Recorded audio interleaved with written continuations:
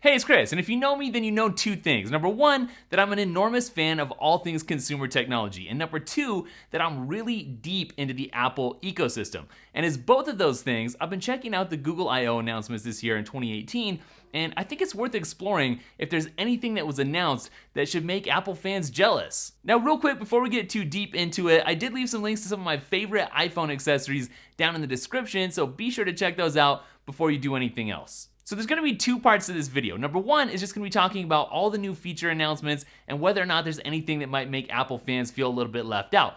Number two, I'm gonna talk about the bigger implications and like what all this stuff means. So it should get noted before we go any further that these are two vastly different companies. It's not like you didn't know that already, but one is really focused on AI, among other things. One is really focused on super integrated, nice hardware, among other things. One is all about harnessing your data to make things more convenient and more usable for you. And one is all about protecting your data and considers privacy a fundamental human right. And the thing is, each of these strategies has huge potential benefits as well as some pretty major pitfalls. By far, one of the most interesting things that Google talked about this year was Google Assistant being powered by Google Duplex. And obviously, Google Assistant is like the Siri rival. So the crowd went crazy when Sundar Pichai, Google's CEO, demoed Google Assistant making a haircut appointment at a salon by making a phone call. The machine, the phone, the computer, the AI actually made a phone call and talked to a real human being on the other side, sounding fully like a human being itself,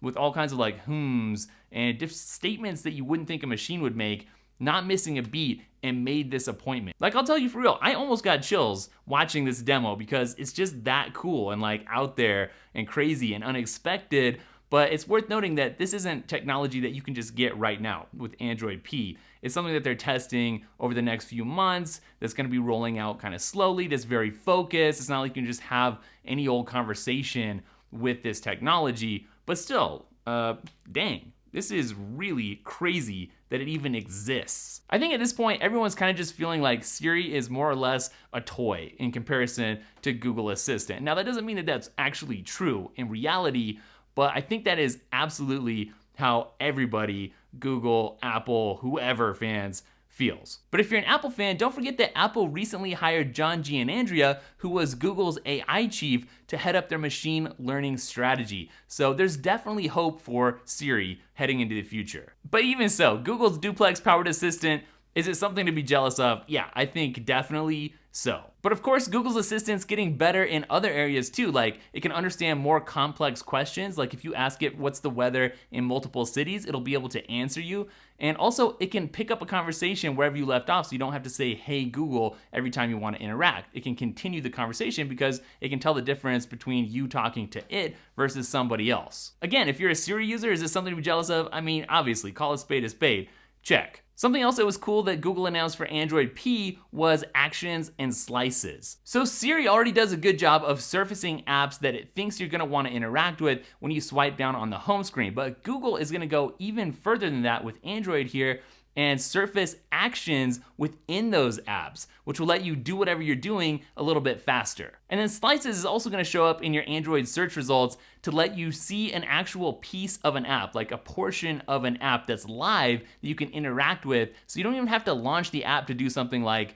order a Lyft. So yes, I think that actions and slices are both things that iPhone users are definitely gonna want in a future version of iOS. Something else that's really pretty cool that Google announced for Android P is that it has a set of features that can help you be less addicted to your phone. So if you're a phone addict, you probably don't want to hear that, but all rational people probably think that's pretty awesome. So Android P is gonna let you see statistics on which apps you're using and for how long, so you're at least aware of how much time you're wasting or spending on your phone. And then it'll also let you set time limits for those apps, specific apps. And once you've reached that limit, whether it's like 15 minutes or an hour or whatever, then that app icon is going to gray out. There's also a really cool improvement to the do not disturb mode, which they're calling the shush mode, which lets you just turn your phone over face down, and then all of a sudden you're not gonna be getting any calls or notifications at all unless somebody's on a VIP list. And similarly, there's a new wind down mode, which will help you kind of prepare to go to bed and go to sleep and kind of make that transition. And it will turn your whole phone kind of grayscale and flip a few other switches to kind of help make that transition. I think this is really cool. It's a cool precedent because everybody needs to be more present. So yes, I think the jealousy factor is definitely there. There's also an announcement about Google Lens, which looks kind of interesting, but honestly, I don't know that I would really want to use those features, at least right now. They're cool, but I don't know if I would use them, so I'm gonna leave that out of this conversation. Of course, there was a few other announcements, but it was stuff that I don't know if it would make people outside of the Android ecosystem feel like they're missing out, but you can color old black and white photos. There's some better volume adjustments, whether you're adjusting the ringer or like your media volume. So interesting, but I don't know if it's like jealousy territory. So now it's time for part 2, which is the big picture. And what does this all mean for Apple and Google fans, and really for everybody that lives on the entire planet and that is connected to the internet? As soon as these new features got announced, I started seeing all kinds of news articles, and maybe you did too, about the price of all this new convenience that Google's introducing, being yours and mine and everybody's collective kind of personal data. And kind of ironically, even Google's attempt to keep you from being so addicted to your phone relies on mining your personal data to better understand your habits. So for all of this new stuff to work, Google's got to have you fork over more of your personal information. I mean, it's kind of funny to see people getting so mad at Facebook for collecting all this personal information when Google collects so much information itself. Maybe even more than Facebook. I mean, I don't know. It's kind of interesting to think about how powerful Google has become in our personal lives and just in society, because I feel like there's a lot of times when it's making decisions for us.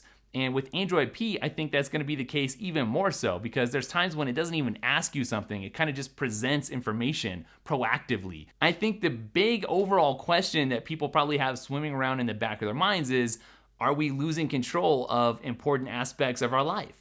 And does it matter? So to wrap this video up, I'm kind of trying to summarize in my own head how I feel about all these new announcements, because I think in the next few years, Apple and Google are gonna start looking really different. There's a lot of similarities, and there already are a lot of differences, but I think that gap is gonna widen, and the debate over convenience versus privacy and what people value the most out of those two things is really gonna start to get heated. I predict this. I think that Google is gonna start looking a lot better than Apple at certain things, and I think that Apple is gonna start looking a lot better than Google in certain areas, and it's gonna become laughably so on each end of the spectrum. There's a few places where you can already see this happening, like Siri already looks laughably bad, honestly, compared to Google Assistant.